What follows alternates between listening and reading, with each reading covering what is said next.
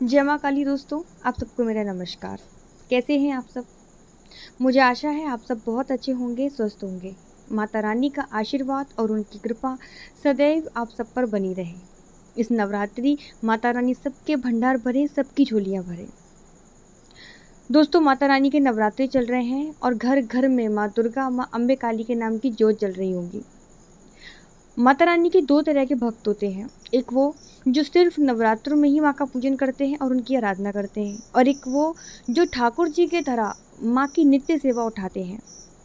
तो जो लोग माँ अम्बे, माँ काली को अपने दैनिक जीवन में साथ लेकर चलते हैं, उन बच्चों पर माँ की असीम कृपा होती है। जगत जननी माँ दुर्गा संपूर्ण संसार को जन्म देने वाली आदि शक्ति का अवतार है। संपूर्ण संसार इन्हीं की मोह माया में जकड़ा हुआ है। माँ के भक्त उनको अलग अलग मंत्रों से, अलग अलग स्रोतों से प्रसन्न करने के लिए लगे रहते हैं, और इन्हीं स्रोतों में से एक है श्री दुर्गा चालीसा का पाठ।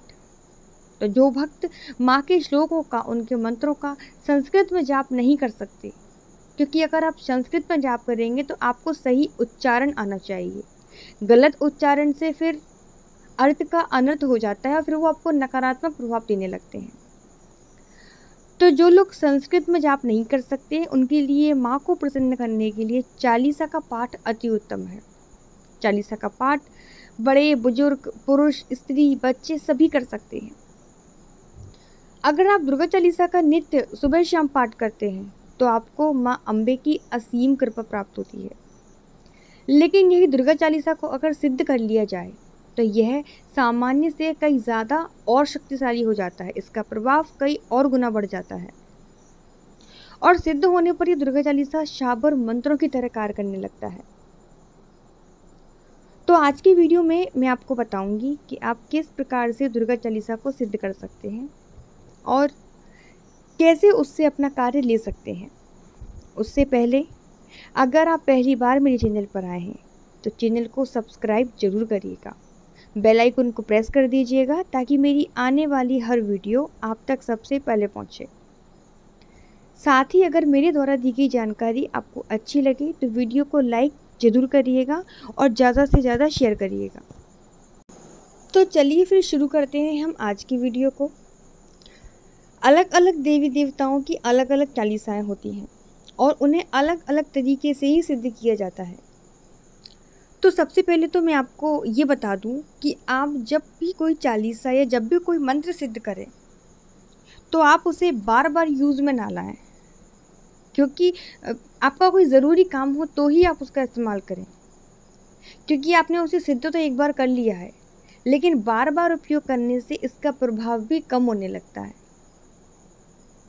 तो इस बात का आपको विशेष ध्यान रखना है।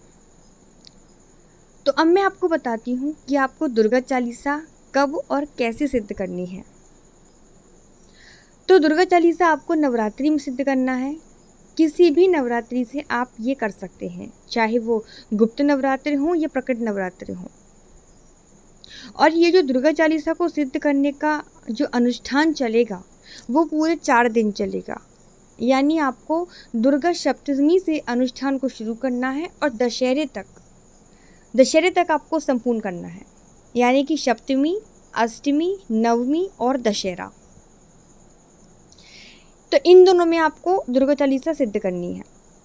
तो आपको क्या करना है, आपको सप्तमी के दिन सुबह में स्नान आदि से निवृत्त होकर लाल रंग के स्वच्छ वस्त्र धारण करने हैं, और जहां आपने माता के कलश की स्थापना की है, अखंड ज्योत की स्थापना की है, वहां जाकर आपको लाल रंग का आसन बिछाकर बैठ जाना है।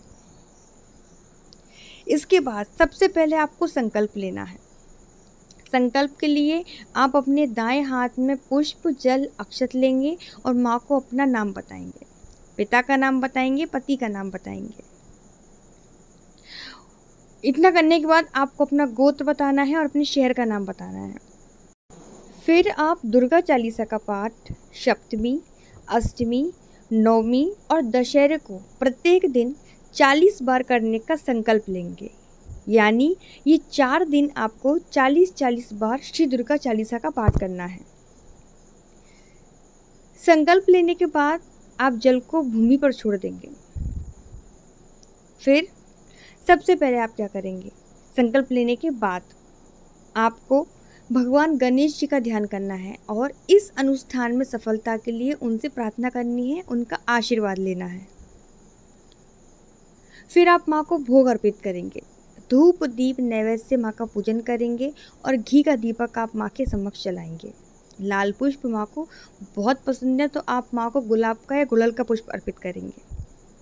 इतना करने के बाद आपको ओम गण गणपति नमः मंत्र की एक माला करनी है। फिर एक माला जो आपको मंत्र दिया है गुरु ने, वो गुरु मंत्र की आपको एक माला करनी है।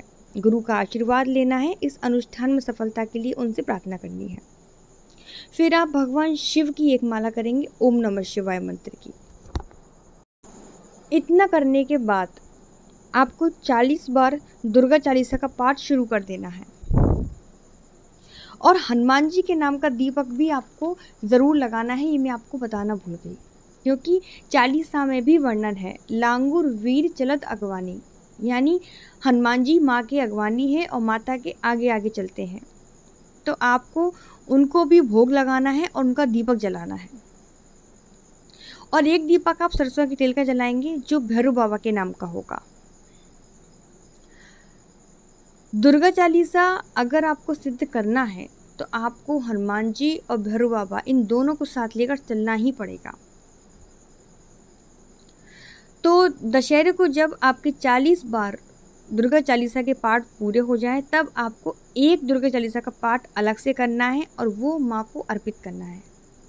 क्योंकि ये जो आप 40 बार पाठ करेंगे ये आप उसको सिद्ध करने के लिए कर रहे हैं, इसलिए आप एक पाठ अलग से करें और माँ को वो अर्पित करें।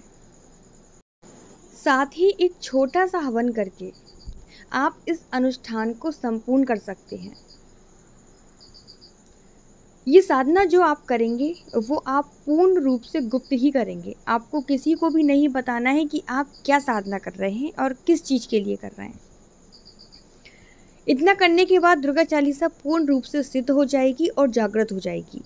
इसके द्वारा आप किसी को भी पानी पढ़कर दे सकते हैं तो वो पानी भी काम करने लगेगा। नकारात्मक ऊर्जा अगर आपके घर में है तो आप इस चालीसा के द्वारा उसे ख़त्म कर सकते हैं। किसी पर अगर तंत्र बाधा की हुई है या किसी के घर में कोई ऊपरी बाधा है, किसी को भूत प्रेत की बाधा है, वो भी आप इसके द्वारा कर सकते हैं। यानी कुल मिलाकर बात यह है कि आप जैसे भी इसे कार्य में लेंगे ये उस तरीके से कार्य करेगी। तो इस प्रकार से आप दुर्गा चालीसा को नवरात्रि में सप्तमी, अष्टमी, नवमी और दशहरे के दिन सिद्ध कर सकते हैं। ये थी मेरी आज की जानकारी। उम्मीद है आपको अच्छी लगी होगी। अगर वीडियो अच्छा लगे तो वीडियो को लाइक ज़रूर करिएगा और कमेंट में माँ की जयकारी जरूर लगाना है आपको।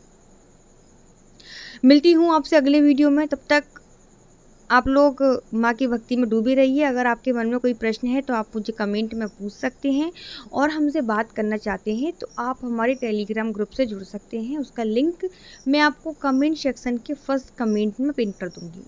तब तक सभी को जय माता दी, सभी को धन्यवाद।